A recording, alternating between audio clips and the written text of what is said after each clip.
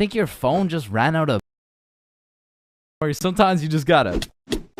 Yeah, here you go. Actually, I have a boyfriend, so... Wait, what the fuck? And ever since that day, that phone was my #1 op, bro. So much so that the next time a girl came up and asked for my Snapchat, I started fucking malfunctioning, bro. Hey, can I get your Snapchat? No. Oh. Okay. No. It's just cause I don't have Snapchat. Oh, well, what about your phone number? I actually don't even have a phone. You don't have a phone? Oh, well, I did, but then my dog ate it. You know? Oh my God, is your dog okay? Sorry, I don't even have a dog. I don't have one. Then who ate your phone? Fucking I did. Wait, was that? Nope. Like, I do appreciate all the hand-me-downs, because without them, I would be walking through the school butt-booty naked. But to be honest with you, if it was a choice, I would have rather been butt-booty naked. Because these V-necks were straight girl-repellent. Like, there's birth control, there's condoms, and then there's V-necks, bruh. But shit, I mean, you could still pull a lot while wearing a V-neck, but it's just like... It's just gonna be dudes. And just when you think I couldn't have been more roastable, my mom would be like, oh, sweetie, you need a haircut. No, please, mom, no.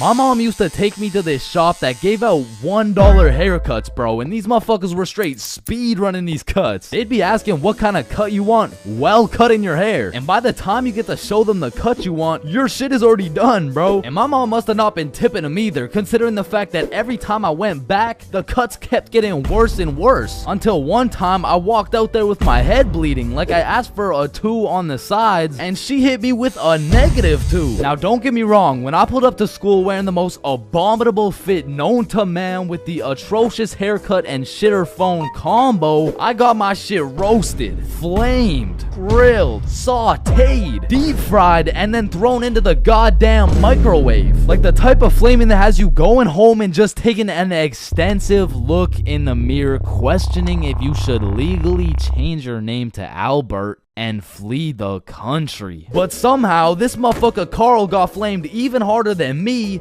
just for being Carl. Like, whenever a friend group is created, there's just one dude selected to be the punching bag for the entire group. And you know, I feel bad and shit, but like... it's better Carl than me, bro, so I'ma slip a few jabs in if I have to. Yo, what the fuck is Carl eating, bro? Oh, hell nah. Wait, whoa, Chains is eating the exact same thing. Nah, what? Your shit looks like it tastes like cardboard with honey mustard. Wow, how did you know? Like, Carl can't even get a little chuckle out without getting crucified, bruh.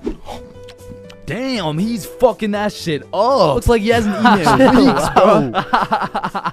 Oh, hell nah, Carl. I know you're not laughing. Yeah, I'm not. You're built like SpongeBob Brown Pants. You look like a malnourished Santa Claus, bro. Like, god damn, that's a face only a mother can love. What did I do? Now, getting roasted around your boys is tough, but that pales in comparison to the pain and embarrassment of getting roasted in front of your crush, bro. Yo, Chains, what did you get on the science test? I'm not gonna lie, I got like a 76. I'm surprised you're not smarter with that big ass head of yours.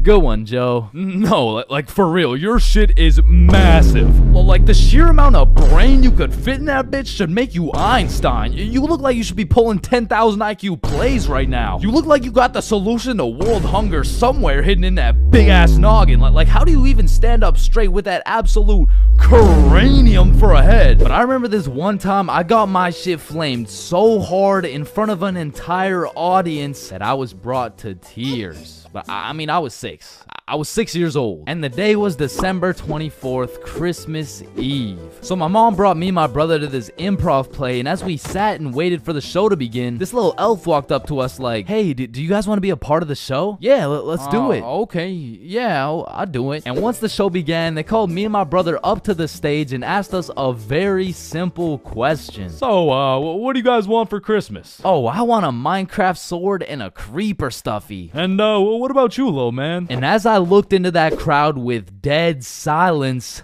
my brain stopped braining, bro. Hey, don't worry, it can be anything. Shit. I want, Just, kid, what do you want? I want, man, I I wanna. I don't really know what I want. Yo, who brought this fucking dumbass on stage, bro? Get the fuck out of here. Now I'm paraphrasing. I mean, I was 6. I don't remember exactly what he said, but that's what it felt like. And as we walked back to our seats, I was super embarrassed. But as the show started, it was actually pretty funny, and people had probably forgot about it by now. But 10 minutes into the show, a character walks on stage with some goofy ass buck teeth. Yo, this guy looks stupid as hell. Oh shit. And this dude proceeds to absolutely cook 6-year-old me with no remorse. Hey, what's your name? I don't know. What? Okay, how's your day? Day? Day? What the fuck is a day? I don't know. Well, what do you know? No. That's just it. I don't know. I just don't know. Shit, I don't think I know anything. And that shit had the whole audience laughing harder than ever. And as I looked around, my brother was laughing and even my mom was laughing. And it was this very moment that I had hit rock bottom. And at the age of 6, I realized I would be put on this earth simply to suffer. And it made me cry, bro. I cried in the middle of this theater. And the next morning I woke up and it was Christmas. And under the Christmas tree I saw the best gift of all. It was a Bob pocket tee from chainsclub.shop. That's right, it's brand new. You can wear it around your homies. You can wear it at school. You can wear it around your mom, your grandma, your great-grandma. Maybe not your great-grandma, but damn near anywhere else. And Bob will be posted in your pocket the whole time. Wow, what a perfect thing to get someone for Christmas, am I right? yeah, I'm right.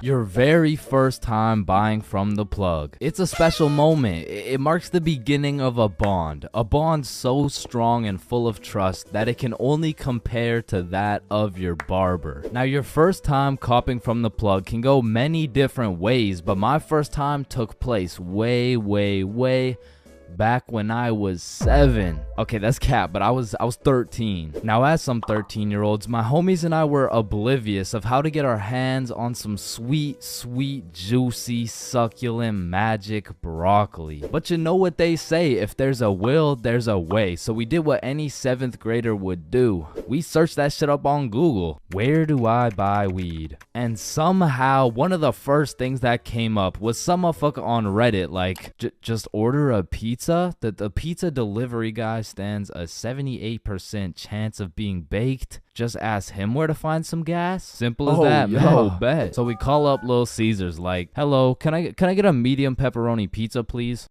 Yeah. Yep. Alright, bet.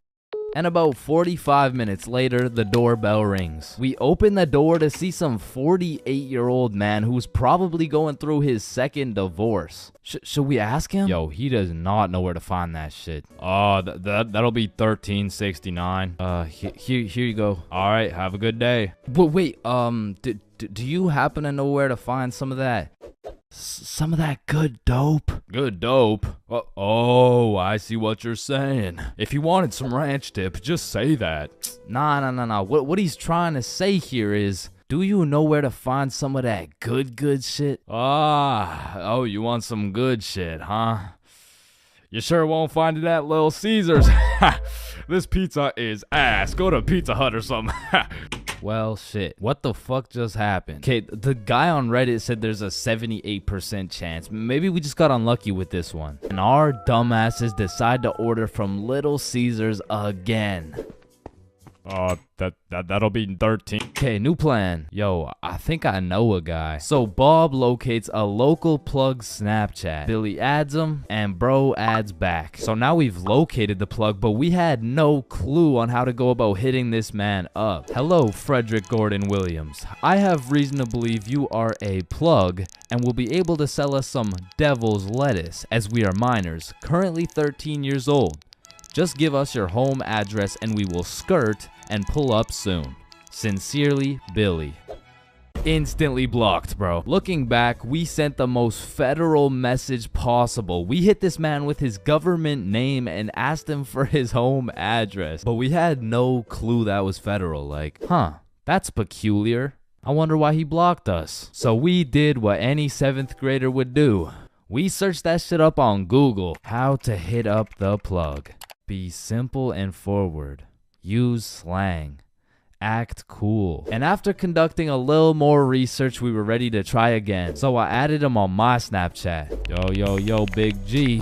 Let me cop some of that gas real quick, Cronum. Oh shit, he responded. How much you need? Shit, what do I say? Search it up.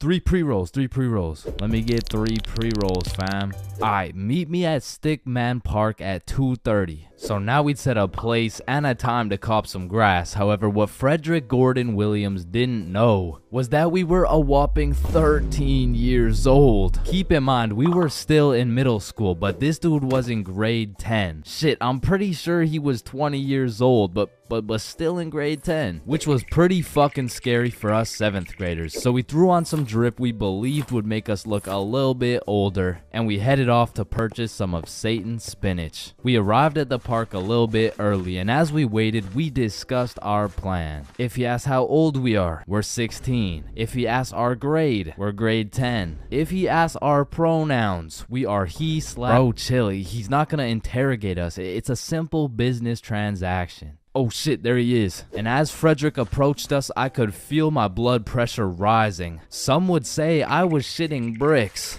Yo, you got the money? How much is it? How much you got? Well, I brought a $50 bill. Shit, it's usually 60, but I guess I can do it for 50. Oh, thank you so much, man. Holy shit, this is a fucking steal. Here you go, but remember, this is OG Bubba Killer Death Paralyzing Kush 9000. It got its name for a reason. Don't worry, we do weed all the time. Yeah, we're super teenager and shit. Yeah, sure, whatever, man. Well, have a good day, sir. And at last, 50 bones later, we had acquired some kush. Now, this wasn't our first time smoking, but our tolerance levels were low as fuck. So we pass around our first pre-roll, coughing up a fucking storm. And then we smoke up the next one and the next one until we're indubitably zooted. God damn. Are y'all feeling it? Shit, yeah, I'm feeling it. Well, what about you, Chains?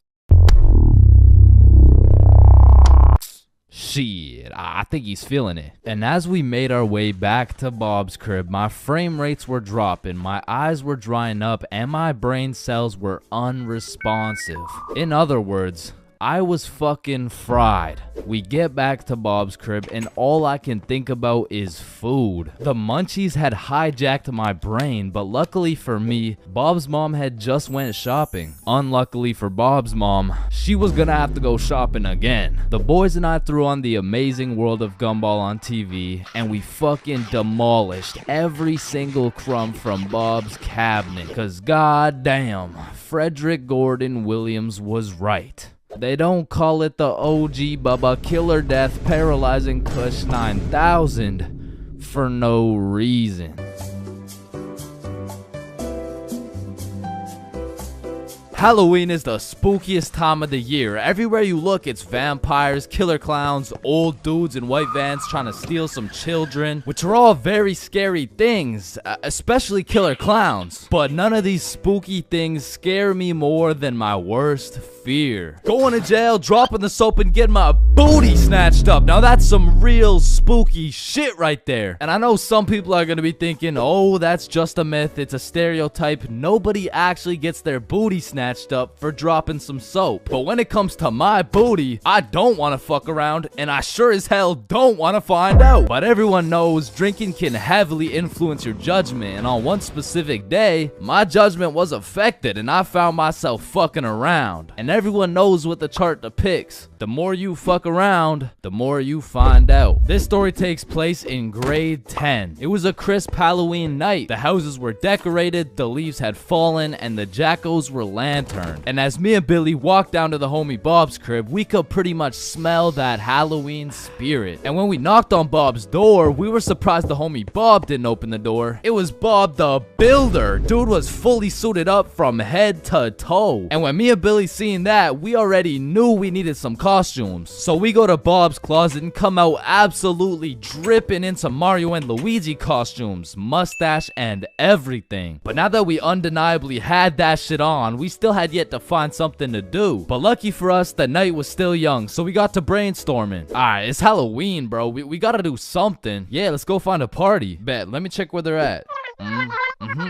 Okay. Yeah, there's no parties, bro. Fuck. I mean, we could trick or treat. Shit, we might have to, bro. And just as 3 15-year-olds decided we would knock on strangers' doors asking for candy, our Halloween was looking grim. And not in a good way. But you know what they say. Can we fix it? Yes, we can. Because Bob pulls through and sets up a goddamn 3-man mission. And just like that, Halloween goes from an L to a W night. And I thought the homies and I couldn't get more hype, that is, until Bob pulls out a bottle of Hennessy. And you would have thought Peach took the kids the way I was abusing that bottle. And we passed it around until we were all tipsy. Then we started walking to Chloe's house for the little Halloween 3-man. And it was already 9 p.m. at this point, so we're walking through the neighborhood admiring these decorations when we see the creepiest house of them all. It was Chloe's crib. So we walked through a whole graveyard just to knock on the door, and Chloe opens it looking like a whole angel. I mean, like literally, like she had the halo and the wings and shit. So we go up to her room where her 2 friends Lucy and Mia were, and we sit on her bed. And I'm not gonna lie,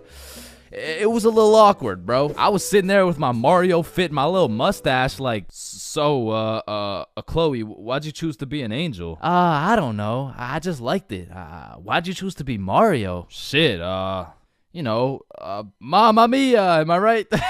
Shit. Fuck. Then Chloe whips out some tequila and all of a sudden we're playing drinking games and shit. But honestly, I was just trying to get drunk, so it'd be like, haha, drink up. Oh no. Alright, it's your turn.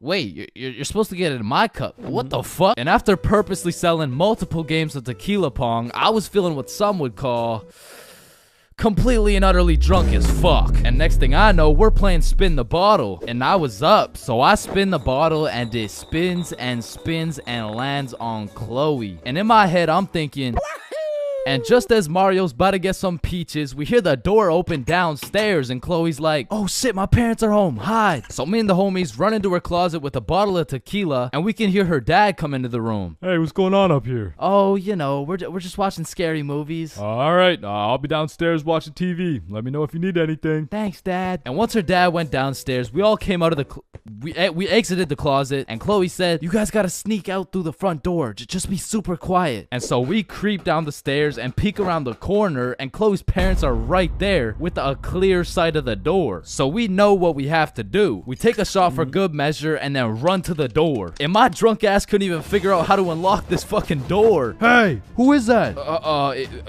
It's a me, I'm Mario. Then we ran out that joint and we didn't stop running until I got a call from one of my homies named Dave. He was like, yo, what are you doing right now? Oh, nothing really, just drunk as hell running from Chloe's angry ass dad. Yo, that's what's up. Come link me and Joe at Stickman Elementary. And we had nothing else to do, so we pull up and it's Dave, Dave's girlfriend, Joe, and Joe's girlfriend. And they got some couples costumes going, but I couldn't help but notice Dave and Joe were shiestied up. What are you, if the Simpsons grew up in Chicago? Nah, I'm just Homer. Yeah, but I mean, Homer doesn't usually wear a fucking ski mask. Oh, yeah, no, I just wore this because we graffitied the hell out of this school. What?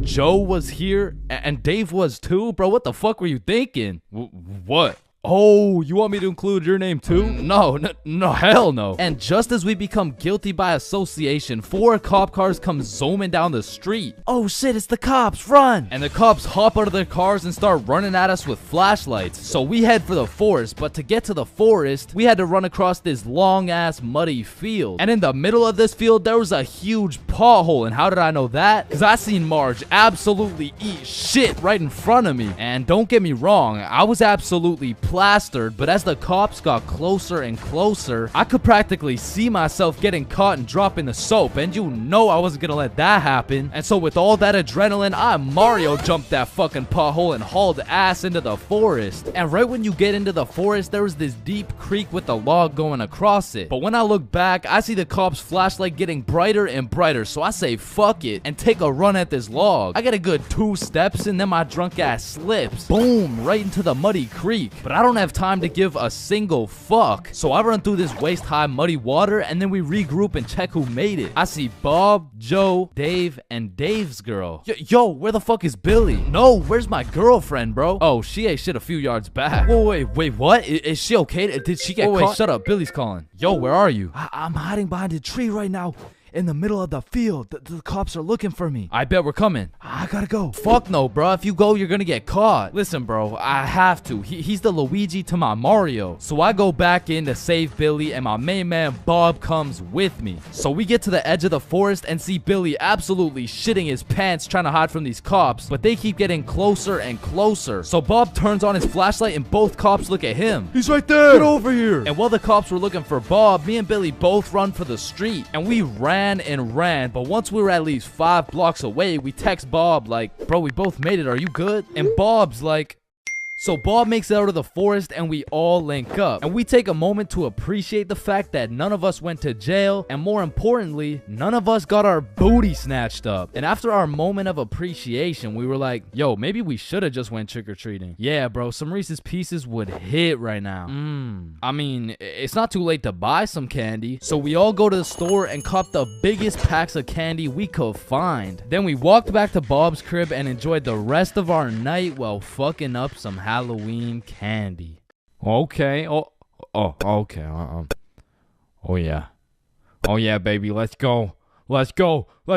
Yeah, let's go. Now, I don't know why, but there's just some things we all did as kids, and it's not like any of these things actually make sense, but we just did them. Like, did you even have a childhood if you never dug a hole to China?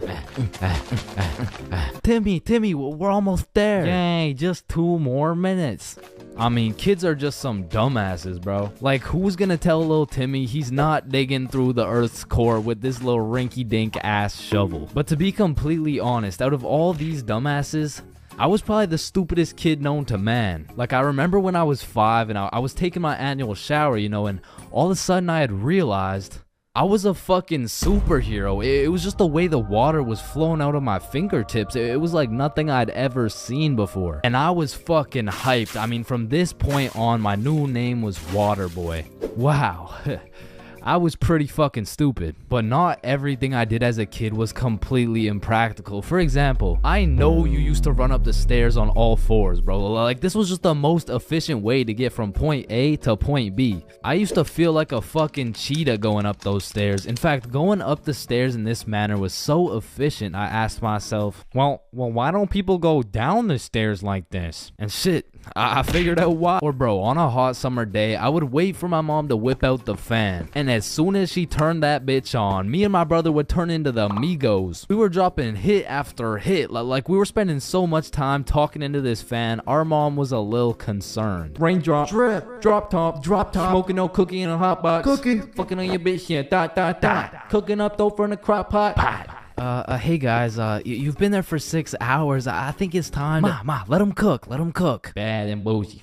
Cooking up dope with the Uzi. Hey! And speaking of cooking, when Mama Chains would whip up some good old craft dinner, I had no choice but to put a piece of KD on each prong of the fork. Like, that shit just simply tasted better, bro. Or whenever I was walking on a sidewalk, I would strategically plan out each footstep to make sure I was not stepping on a crack. Now, the funny thing about this one is I still do that shit. And I know some of y'all are gonna think I'm weird for that, but riddle me this. Who's gonna be laughing when your mom's in the ER with a broken back, bitch? Now, I feel like at one point or another in your life, you just had to check if the fridge light stayed on when you close it. It's really just a part of growing up. Like, one day you'll go grab some milk for your Honey Nut Cheerios and you'll be like, hey, wait a minute.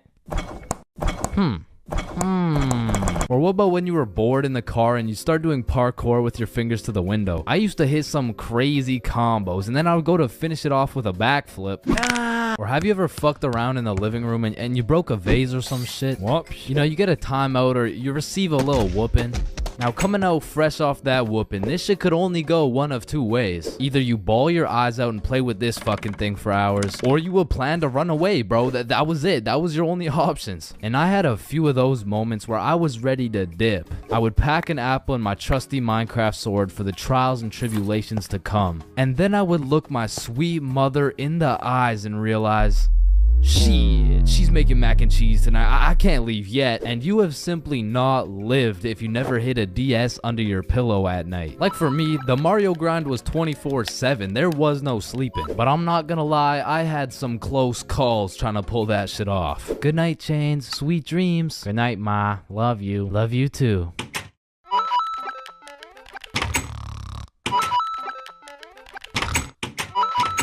Fuck. And goddamn, bro, in grade 1, we would be doing anything but schoolwork. Like, we'd be poking holes in our erasers, injecting heroin with mechanical pencils, drawing this shit, and breaking this shit off mechanical pencils. I'm not gonna lie, you still gotta keep me away from those things, because if I see them, I will break them. And yo, I'm not gonna forget you motherfuckers who used to put glue on your hands and let it dry so you could peel it off. Like, bro, you're weird for that shit. I'm not gonna lie. But I did used to love crafting the biggest marker sword you could and have a duel. And I don't know why, but I always used to carry around this tiny ass pencil. Like, I never actually used it, but I always had it. And I used to flex it too, thinking it was cool or something. Yo, shorty. Take a look at my pencil. Oh my god, why is it so tiny? Tiny? It's not that small. And bro, tell me as a kid that you never had the random urge to just do this shit. And you just stay there. I don't know why. And I'm not gonna lie, I have to contribute my entire professional stickman career to drawing on the windows as a kid. Like, Mini Chains was whipping up some masterpieces. They were on some Picasso level shit, which is exactly why you see this high quality stickman content. There's levels to friendships. I mean, you could have known your homie since you were 2 years old. You could have lived together. I mean, you could have survived the whole zombie apocalypse together. But shit, the truth is, you haven't truly experienced brotherhood until you and your homie have participated in a 2-man mission. Like, just look at Kobe and Shaq, man. That type of chemistry can only be achieved by running a 2-man. Shit, I bet these motherfuckers were running 2-mans every night. And you already know Kobe was laying down that Mamba mentality while Shaq had his girl kneeling. But for those of you who may be wondering, Chains, what the hell is a 2-man mission? Well, I'm glad you asked. It's quite simple, really. It's when you're gonna link with a girl, but you bring your homie and she brings her homie. And what this does is it sets an environment when you and your homie can dribble, pass, alley-oop, and ideally dunk that shit. Now, don't get me wrong, it's simple, but not easy. I remember my first 2-man mission like it was yesterday. It took place when I was in grade 7. And it started when my friend Joe hit me up like, Yo, bro, I'm going to this girl Sophie's house and her friend Ava's there. You trying to pull up? and I was like, am I trying to pull up?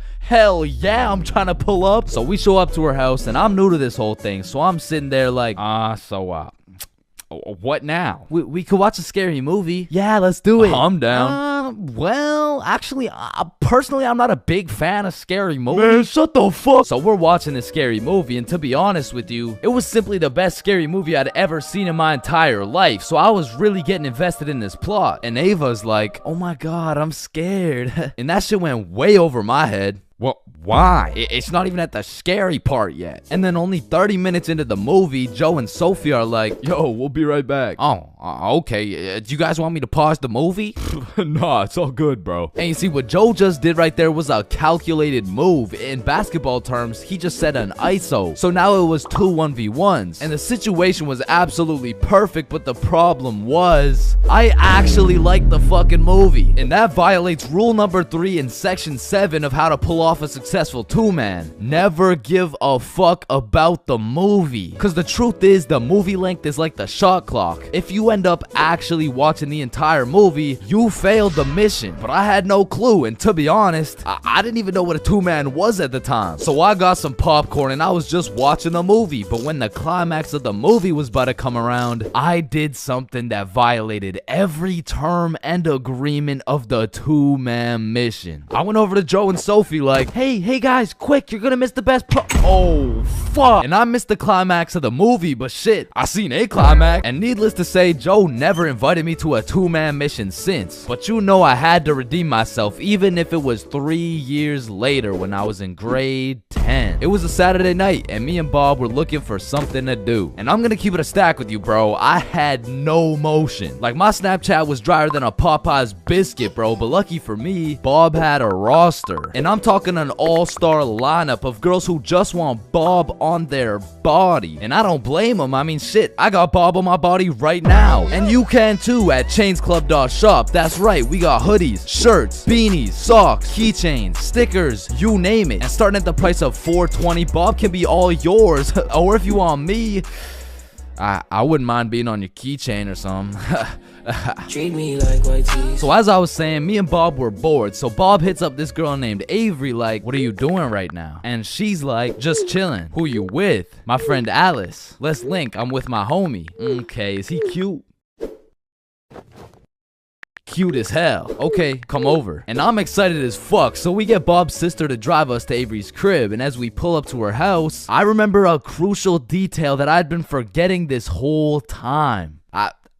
I was scared of the hoes, bruh. And as we walked up to her door, I was starting to get flashbacks of me and Joe's two-man, where Joe tossed up an alley-oop for both of us, and I blocked his shot, metaphorically and literally. And as I'm psyching myself up, Bob calls Avery to tell her we're here, and she's like, so, my parents are asleep, so you're gonna have to come in through my window. Shit. So we walk around the side of the house to Avery's room, and lucky for us, there's this big-ass window, and I'm like, yo, can you open it so we can get in? And she's like, it is open. Bro, only this tiny ass rectangle in the top left was open at a 60-degree angle. But that was our only way in, so I helped Bob up and through the window. But now I gotta get up there, and I'm bigger than Bob, so I put my head through, and I'm trying to slowly creep into the room, and then I lean just a little too far, and I'm headed face first onto Alice's hardwood floor. And listen, Bob has come in clutch many times. He saved me from drowning, coyotes, getting in trouble, but out of all these things, I'm most grateful for Bob catching me as I fell through this fucking window, because drowning and dying would have been pretty bad, like boo-hoo, rip chains, you know what I'm saying? But imagine falling through a window and eating shit face first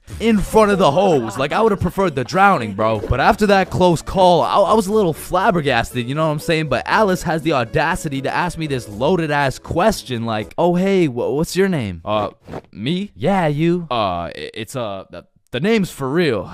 Chains for real. Nice to meet you, Mr. For real. I'm Alice. And so we all just started talking and shit, but I keep noticing Alice was getting a bunch of text messages. And I remember thinking it was probably her mom or something, so I shrugged that shit off and I'm like, yo, we should watch a movie. Yeah, we should. God, yeah. And I wasn't about to make the same mistake I made last time, so I found the most dog shit horror movie on the face of Netflix and threw that shit on. And man, that shit was ass. In fact, it was so ass that we just started cuddling and shit. Like, what else was there to do? But now that we were close, I could feel the vibrations of Alice's phone getting a call. So she's like, 1 second, I'll be right back. And I wasn't trying to eavesdrop, but I could low-key hear what she was saying through the door. I'm just at Avery's house. We're watching a movie. Oh my God. Okay, that's fine. Okay. But when she comes back, she puts a pillow between us. Like the same type of shit two dudes do to make sure they don't fuck in their sleep. And I'm trying to piece everything together. And as I'm coming to the conclusion that this girl has a boyfriend, I hear footsteps coming towards the door. And when the door opens, I'm fucking bamboozled. bamboozled to see a 60-year-old man who looks furious. And I'm just hoping this isn't Alice's boyfriend, because if it is, we got bigger problems on our hands. But as I seen the way this man looked at Bob, I realized he's Avery's dad. And Bob wasted no time jumping out that fucking window. But for me, let's just say that shit wasn't very elegant, because I got stuck for what felt like 5 minutes making eye contact with this grown-ass man. Well, what are you trying to seduce my dad or something? Like get the fuck out. And I'm not gonna lie, we ran, bro. And once we made it home, me and Bob were relieved. But when I go to check my phone, I got a little notification on Snapchat, and I'm expecting it to be Alice or maybe even Team Snapchat or something, I don't know. But I sure as hell wasn't expecting it to be a motherfucker named Ryan Donaldson. And Ryan must have woke up on the wrong side of the bed this morning, because he's like, what the fuck did you do, dude? So I hit him back with a, who dis? And he's like, Ryan Donaldson. Yeah, no, I can see your username, bruh, but I have no clue who you are. I'm Alice's boyfriend, bitch. And Ryan got his shit hit with an instant block, bro. And so the moral of the story is, if you're gonna...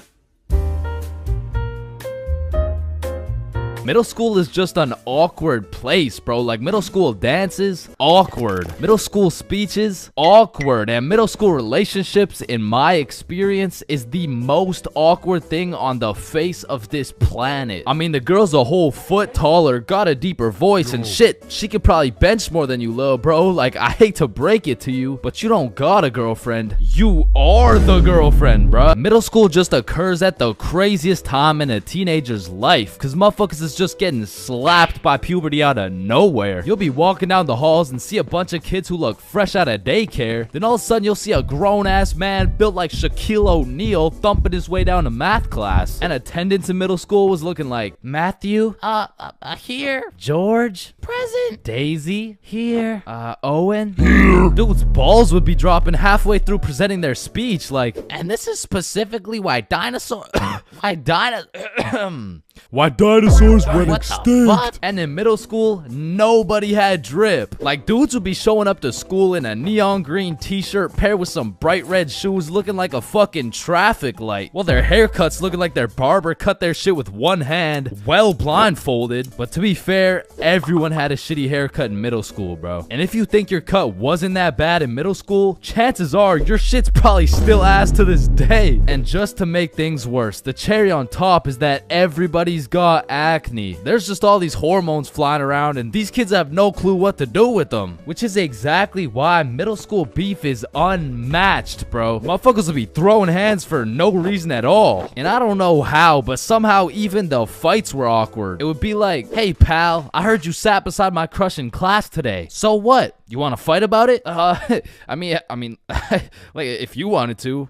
That, like, I'm not scared. Like, yeah, we can fight. Okay, let's freaking go, pussy. Fuck, I wasn't ready. Sorry, was that too soon? No shit, Sherlock. Okay, you can hit me back so we're even. But if two dudes were throwing hands and their crush is watching, they're about to fight to the death. But the thing is about middle school fights, I didn't know this was possible, but somehow both motherfuckers end up losing the fight. I remember one lunch at my middle school, a dude whipped out some boxing gloves for no reason at all, and all of a sudden we're running a whole fight club. Kids would be betting their lunch money on who's gonna win and shit, but we never laid down any ground rules. So one day, JJ hit Timmy with a spinning back fist and put his ass to sleep. And I'm hyped, because I just doubled my lunch money, but Mr. Principal didn't seem too hyped to see one of his students knocked out on the ground. So of course JJ gets in trouble, because he's just that one kid who's always in trouble but never got expelled. Like, I could have swore dude was on his third strike 5 strikes ago. But man, middle school had some characters, bro. There was that one guy that would walk through the halls, blast the music on his speaker, the kid who used to sit in his chair like this, the dude who hit puberty and midlife at the same time. Mr. Donaldson, can I get some help on the subtraction? Help on the subtraction? You look more like you need help on your taxes. No, subtraction's just hard for me. During recess, do you go check on the wife and kids? No, I just play on the monkey bars. Tell me, how do you manage to be in middle school and work a 9-to-5 job at the same time. The girl who thinks she's a horse. The emo kid. Catch him in the back of the class with his hoodie tied up watching sad Bart Simpson edits. The kid who had to touch the top of the door frame before entering a room. Girls who have to bring their Starbucks cup everywhere. The dude who's constantly emoting. And in order to find the answer, we can make a grid. Did someone say gritty? Right foot creep. Ooh, walking with the heat. Of course, there's the kid who Naruto runs through the hallway. And then there's that weird ass kid who accidentally called his social studies teacher mom one time. It was probably an accident though. Fuck! And I have no idea why, but there's something about teaching middle school that had all these teachers going through a midlife crisis. I remember one day our science teacher was teaching us about rainbows. Does anyone know what a rainbow is? Yes, Jaden. Refraction of light through water droplets. Oh wow, that's right. How did you know that? Reddit. Oh, okay. Where did you read it? Reddit. Yeah, but where did you read it? Reddit. Jaden, I can't do this right now. Just tell me where you found this information. Reddit? God damn it, Jackson. You're the reason my children get their shit whooped every night. Now, I don't know what she had going on in her life, but the way she broke down talking about beating her children to a group of 12-year-olds really gave me the impression that she shouldn't be teaching middle schoolers, bro. And I don't know who was in charge of hiring these teachers, but I also had a deaf teacher, which, you know, it's cool and all, but it did make it a little bit harder considering the fact that, you know, she was the fucking music teacher, not to mention the fact that she was also half blind. And I think the idea there was that she could somehow feel the vibrations of the guitar or something, which didn't seem to work too well considering the fact that I got a fucking A in music and I can't play the guitar for shit, but I guess I just like I smelled good or something. I don't know. And I don't know about y'all's experiences, but I feel like kids were just mad touchy in middle school. Like you'd be sitting in math class minding your own business, then for no reason at all, a motherfucker would tase you in the side of the ribs. And I remember when kids first learned about these pressure points, it was all fun and games. Someone would just poke you in the ribs like, pressure point, that tickles. Then there would be a new pressure point dropping every week. It got to the point where these 12-year-olds were hitting pressure point combinations and paralyzing your legs and shit. Hey bro, let me try this new pressure point on you. Yeah, sure, go for it. It tickles. And it was the same shit with this game. Like, you really couldn't trust anybody, bro. Yo, what's that on my leg? Shit. Got him. Oh, shit, there's a bug on you. God damn it, dumbass. Oh, fuck, I just broke my leg. Bro, I'm not stupid. You didn't just break your leg. No, I'm serious, bro. I promise, on everything, on my entire life. I just broke my leg. Look. Bro, I remember I got punched so many times, my arm was on life support. It was about to fall off, like, And thinking back to middle school, there's just so many things that make me cringe, bro. But by far the cringiest of them all is the relationships, man. And believe it or not, I had my fair share of middle school relationships. I remember one day I was sitting in class and this girl came up to me and said, Chains, I have a crush on you. And that's really all it took to have a young Chains in love. Head over heels. We went to the movies together. We went to my house and watched movies. Well, we went to her house and we also watched movies. Now that I think about it, all we really did was watch movies. We didn't really talk that much. I mean, I didn't really have a way with my words at the age of 12. So, do you like movies? Yeah. Yeah, I like movies too. That's why we're here at the movie theater. I also like popcorn with the butter. It tastes like I like how it tastes. And one day we went to the mall and I took a good look at my girlfriend of 2 weeks and thought, man, I don't even know this girl. Like who are you? I remember we were inside Zoomies at the time and I said, hey Jessica, you're a great person and all, but I don't really think we're compatible like that.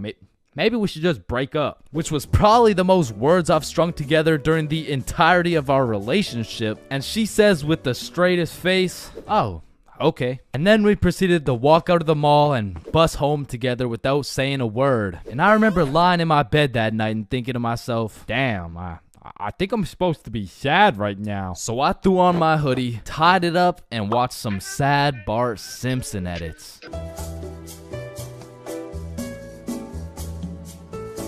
Man, way back when, there was a time when you couldn't catch anyone under the age of 30 chiefing a vape. Until one day at Vaporizer Laboratories, they were cooking up and made a flavor that would change the game forever.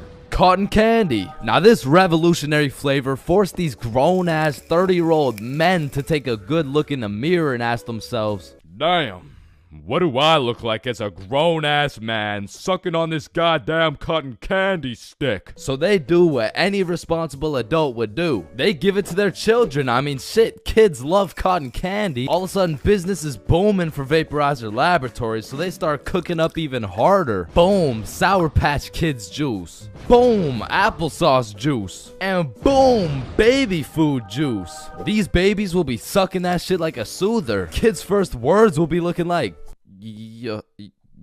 Oh my god, honey, Jackson's gonna say his first words. Yeah. Oh, let's hear it. Yo. Yo, Pops, well, let me bum a hit off that 50 Nick Guava Ice, G. Yo, just wait till they drop that breast milk flavor, bro. Shit, these newborn babies won't even know what hit them. They'll be returning customers for life, which will probably be like 12 years max. Now, the reason I say all this is to let you know that vaping not only intruded my high school years, but also my years in middle school. I was first introduced to these bad boys at the ripe age of 13. And with a little bit of that good old peer pressure, I folded, bro. Like, what was I supposed to do, bro? Like not take the hit? No, I probably should not have taken a hit. But from that point on, I started doing a little dabbling, you know. I mean, as a 13-year-old, there's only one answer to someone asking, yo, dude, you want to try a hit of this blueberry guacamole milkshake ice flavor, dude? And that answer is abso-fucking-lutely, dude. And I was never a fiend or anything, but I will say, I popped a few ghosts and blown a few O's back in my day, but it had never gotten to the point of me owning a vape. Until one day. This story takes place way back in grade 7. Me and the boys were posted in science class dissecting cow balls or some shit when Mr. Principal burst through the door like, is Tessa here? Yeah, she's right there. And I look at Tessa and she just tosses her vape over to her homie Kate. And I seen that shit clear as day, but Mr. Principal's old ass must have forgot to wear his contacts or something, because he runs a quick pat down on Tessa looking for said vape, but sure enough, he doesn't find it. Miss Rhodes told me you were vaping in her class. Is this true? Psst, no, I would never. Okay. And then the bell rang and everybody knew what that meant. It was nut break. Now, I don't know who the fuck decided to name our recess nut break, but I will say most of the students understood that that shit was short for nutrition break. However, some kids took it a little too literally. Weird ass school, man. But this specific nut break, you best believe me and the boys weren't busting nuts or eating nutritional foods because Billy had something else on his mind. Yo, who's got you smiling like that? Who, me? Nah, it's nobody. Yo, wait, you got a crush on Tessa? What? Tessa? Me? Yeah, I got a crush on, yeah. Oh shit, go talk to her, bro. Talk to her. No.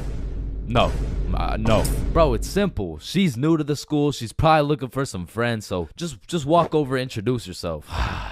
You're right. I'm just gonna do it. Yes, sir. Hey, did I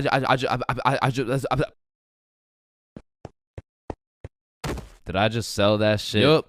You did. Then the bell rings and we all go to PE class. Now in my middle school, your class was your class. You just have the same students and the same underqualified teacher teaching everything. Like, Lord knows Mr. Donaldson shouldn't be teaching PE, but shit, here we are. And so while we're playing dodgeball, I'm trying to coach Billy on how to confess his love for Tessa, but I'm gonna keep it a buck. I was speaking straight out of my ass, bro. I don't know the first thing about confessing love. Listen, bro, I'm the expert when it comes to confessing love. All you gotta do is walk up with confidence, introduce yourself, and then ask her to be your girlfriend, bro. Okay, simple. Let's practice. Hey, Vanessa. My name's Billy, and Do you want to be my girlfriend? Damn! And after the proper training, by the time lunch came around, Billy was prepared to do what had to be done. Alright, listen, bro. Whatever happens out there, me and Bob got your back. And remember, the worst she can say is no, bro. Alright, I'm ready. You got this. Hey, Vanessa. I'm Billy. I seen you in science class today, and you were looking very pretty. And do you want to be my girlfriend? fuck no. She laughed, bro. She laughed in Billy's face. And he walks back to us with tears in his eyes.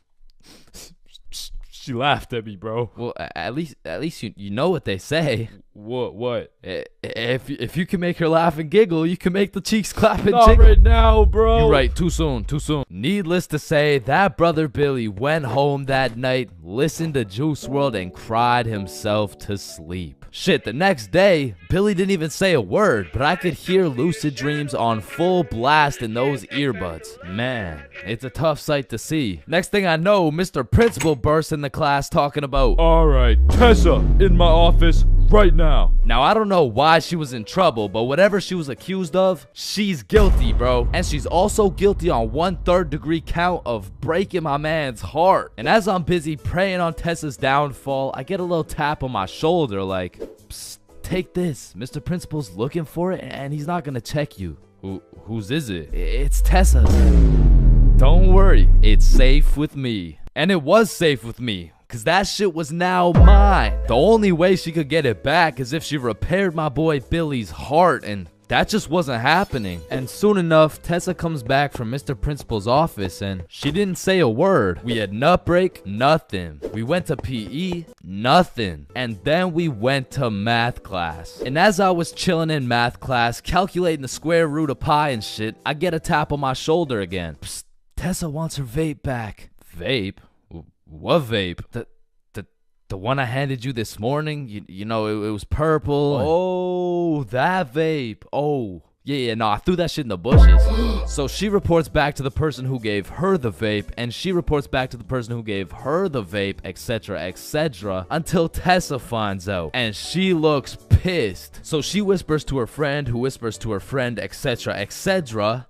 What bush did you throw it in? Oh, the one out back. And to put it in perspective, the bush out back was fucking massive. It was this huge conglomerate of straight prickle bushes, and so pretty much her vape was gone, bro. And I went to sleep that night with a smile on my face, knowing I not only saved Tessa's lungs, but also Billy's heart. The next day I went to class, sat down with the boys as always, but something was different. Tessa and her homies were nowhere to be seen. I shrug it off and continue to make some groundbreaking studies in science class until I hear Billy like, bro, no fucking way. So I turn around to not only see Tessa and her friends waist high in prickle bushes looking for this vape, but I also see Mr. Principal forcing them to do it. Now this was truly a beautiful sight to see revenge play out this perfectly. Like Billy was sitting at the window the entire class watching him do a whole search party for this vape that was posted in my pocket. And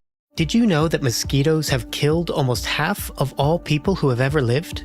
Today, people are fighting back. With support from the Gates Foundation, American scientists and partners around the world have developed a new generation of bed nets that can kill up to 90% of mosquitoes exposed to them, helping cut malaria rates in half. The result? A safer, healthier future for everyone. The Gates Foundation, partners of human potential. Search gatesfoundation.org/mosquito to learn more. In Michigan, you can feel the energy everywhere in the fresh breeze of a riverfront stroll or nightlife that hums with electricity. Let it bring you together in pure Michigan. Find your season at michigan.org. Grab your crew and head to Netflix House at King of Prussia. Step right up to Wednesday's Twisted Carnival and get into leveled up games with Netflix virtuals and top 9 mini golf. You've invited us into your house. Now, welcome to ours. Save up to $24 with our friends and family pack. Get your tickets today at netflix.com/house. Limited time only. Must purchase 4 tickets to qualify. Maximum of 8 tickets per purchase. Terms and exclusions apply. See website for details. I didn't like what you said, Odin pauses, about the future. This is the love story of real Hinge couple Odin and Edward, written and read by me, Curtis Garner. Listen to the free audiobook now. The Vuori Core Short moves with you. With everyday versatility and classic athletic fit. It's the one short for everything your day brings. Invest in your happiness and get 20% off your first purchase at viori.com/core20. That's VUORI.com/KORE20. Exclusions apply. Visit the website for full terms and conditions. Happier. The next day, Tessa and her friends had to present a PowerPoint to the entire school on why vaping is bad. Vaping is bad because when the vape enters your lungs, well, it's not good for your lungs. Man, karma is real, because not only did Tessa understand how it felt to be laughed at, but the next day my friend came up to me like, can I use that vape for the day? And I wasn't using that shit, so I said, yeah, sure. And at the end of the day, you'll never guess what she told me.